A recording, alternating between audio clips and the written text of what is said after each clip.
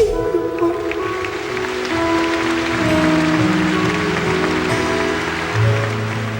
napigilang maging emosyonal ng comedy concert queen na si Ay de las Alas sa kanyang pre-produce na benefit concert. Sobra-sobrang pasasalamat ni Ay sa lahat ng blessings na natatanggap niya at sa mga pagsubok na kanyang nalampasan. Ang kinita ng concert mapupunta sa pagpapagawa ng Kristong Hari Church sa Commonwealth, Quezon City.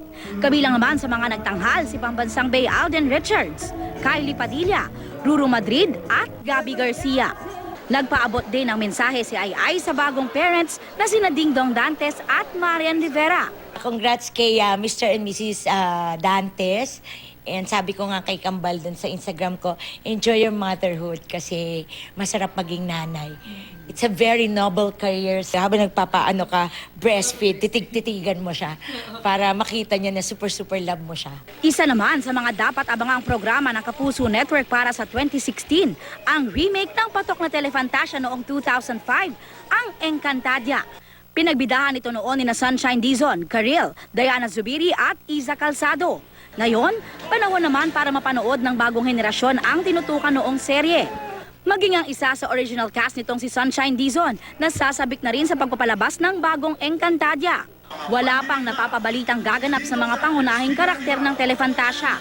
Ngunit itong nakaraang linggo, maraming netizen ang na-excite nang malaman ang pagbabalik telebisyon nito. Damang-dama ang kasiyahan ni Kapuso Primetime King Dingdong Dantes sa pagsilang kahapon ng panganay nila ni Marian Rivera na si Baby Maria Letizia.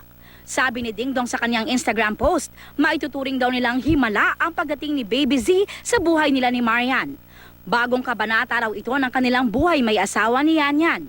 Nagpasalamat din si Dingdong sa lahat ng nagdasal para sa safe delivery kay Baby Letizia.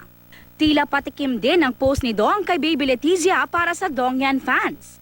Nagpaabot din ang pagbati ang Kapuso Network sa pagsilang ni Baby Z.